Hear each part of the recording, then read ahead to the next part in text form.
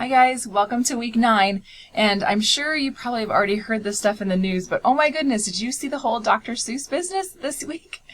And so I'm not here to give you like a what you think or how I think about the situation, but it is good to know like this stuff is happening out in our world, and how you perceive to use that in your classroom, totally up to you.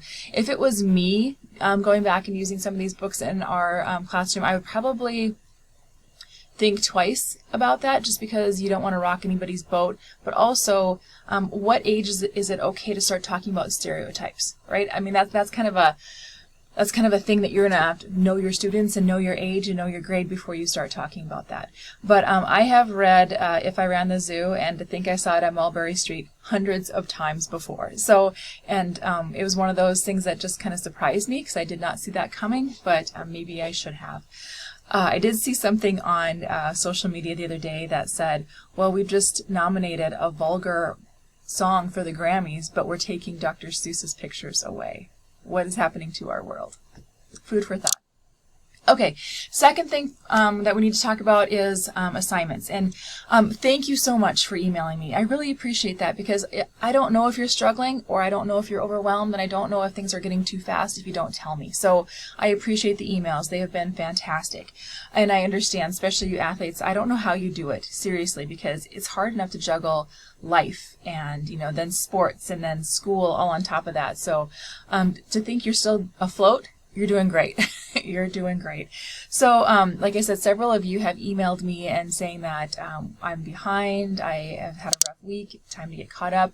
In fact, so much I've gotten 6 out of the last, there's 14 of you.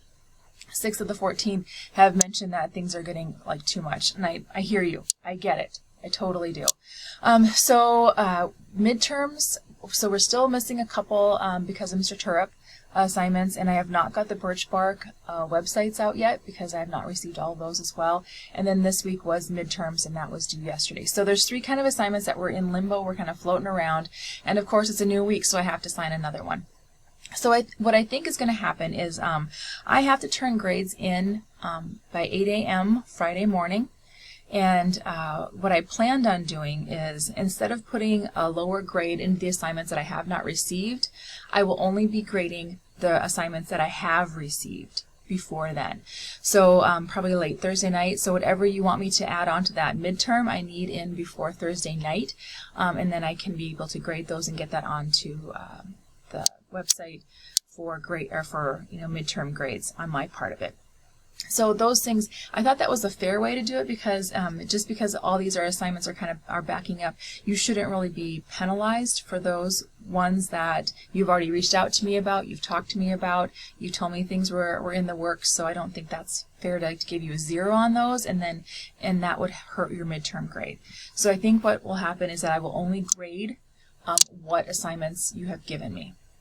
Another student had emailed me, and I had kind of a conversation with them earlier this week, and I had said, I would rather have something quality and something that you're going to actually use, instead of just throwing something at me to get it like another check off your list. So think about this. I mean, this class is for you. This class is to give you information. It's to give you exposure. It's to help you learn different things about children's literature that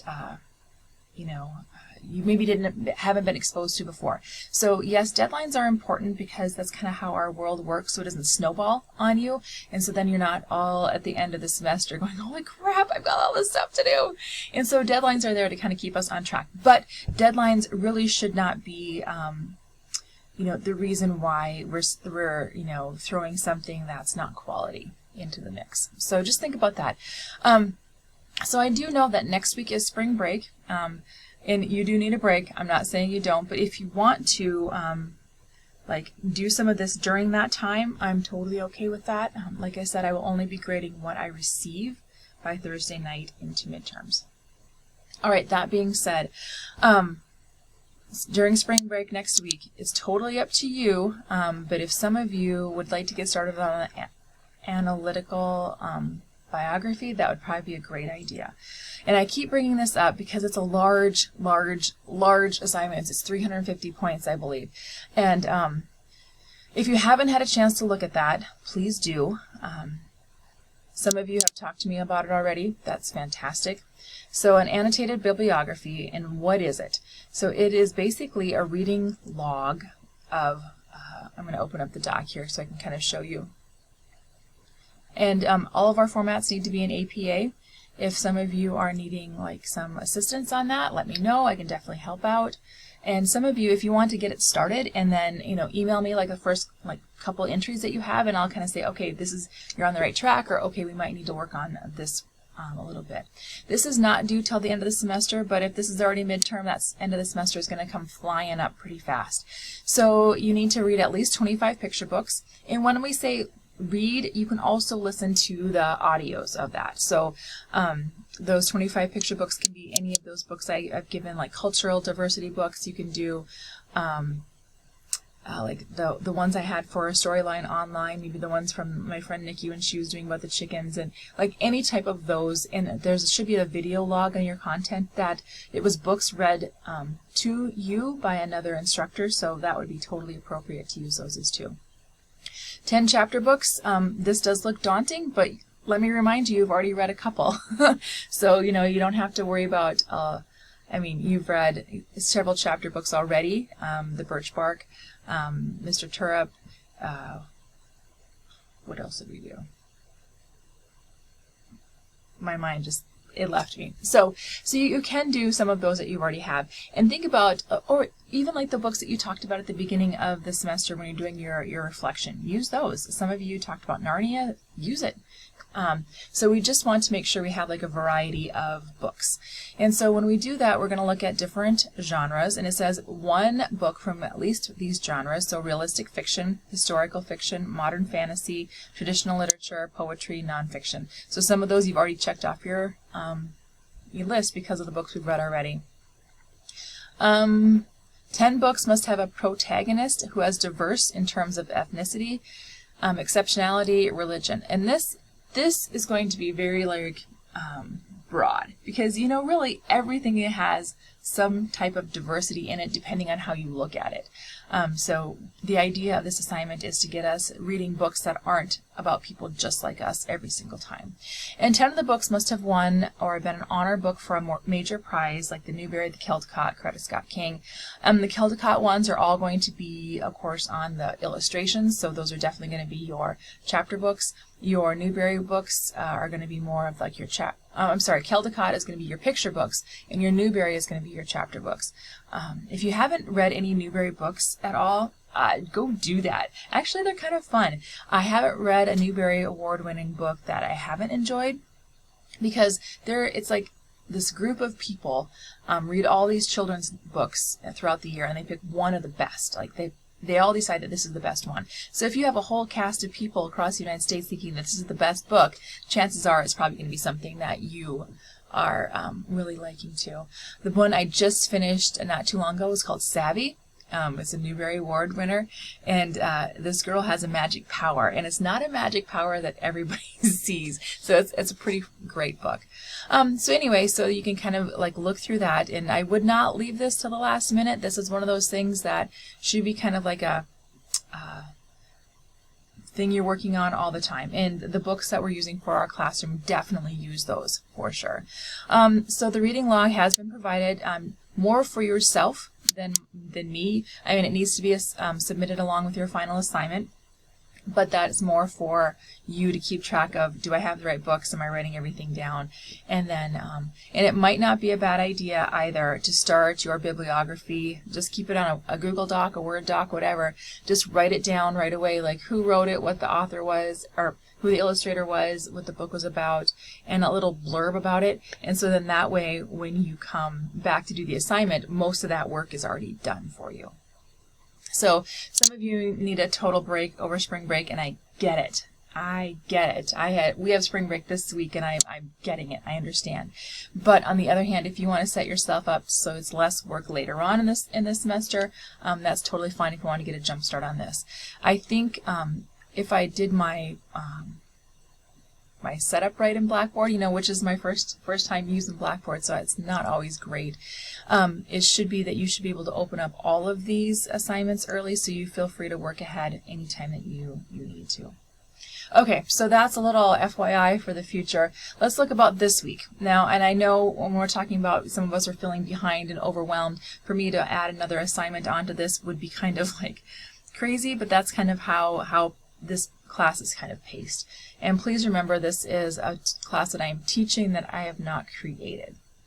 Okay, so if we're going to go back to content, your assignment for this week is to read a cultural diverse book, and I've given you a couple different examples in the previous week's videos or whatever, but please take one you like. And what we're going to do is you are going to pick a book that represents some kind of different diversity. So whether it's cultural, gender, sexual orientations, socioeconomic status, ability, whatever you're choosing. A brief summary about it, perspective, like whose perspective the book is written from, information about the author, time period. Doesn't have to be too in-depth with this. The reflection of the quality of the book with regards to diversity it explores. And so like number 4 and number 5 are kind of the most important ones of this assignment. Like, okay, so I know this is here. I know it's going to hit these different topics. How am I going to teach this in my classroom? So this could even be one of those Dr. Seuss books that we just talked about. Like, hey, this is the quality of the book, this is when it was written, and this is how I'm going to use it in my classroom to talk about stereotypes. Whatever you decide. And then the thing is that you will need to read this book to our class. And so this is the time I'm super excited. So if I haven't seen your face before on these videos, I will now see who you belong to. It's going to be great. And so your job for the discussion this week is to post a video of you reading a book to us. Now, when I was doing this as a young teacher candidate as well, this stuff freaked me out because I didn't have video back in the day. This is like mid-90s, so that's when I was in college. It was a while ago. And my children's lit teacher at DSU, we had to read this out loud to the class. And I found that I, talk way too fast. I didn't show the pictures well enough. My hands were always in the way. I couldn't figure out how to hold the book and turn the pages and read sideways all at the same time. So if this isn't like the stellar video that you want, don't worry about it. We are all in practice. We are all working on this together. If we don't practice some of these skills, there's no way we're all going to get better at it. So just a little FYI to read it to yourself in the mirror, see how it looks. A couple different videos, see which one you like the best. And if you notice the videos that have been read to you so far with the books with my friends and then also the other instructor from this class, they do a great job, but it's not perfect, and it's not going to be perfect. And until you are in front of 20 students of your own, you're not going to really have that craft, but we're still going to be practicing it. So for next week, by Sunday night, I would like a picture book evaluation turned in, and then your video recording onto this discussions.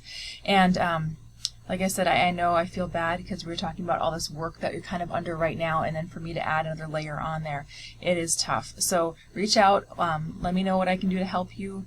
Please make sure that you're taking care of yourself during this time. If you're feeling stressed, sometimes a little self-care will help. Please let me know how things are going. I appreciate the email so far. And I hope that this last week before spring break is a productive one for you, and that spring break is restful. All right. Please let me know what we can do to help. Have a great week.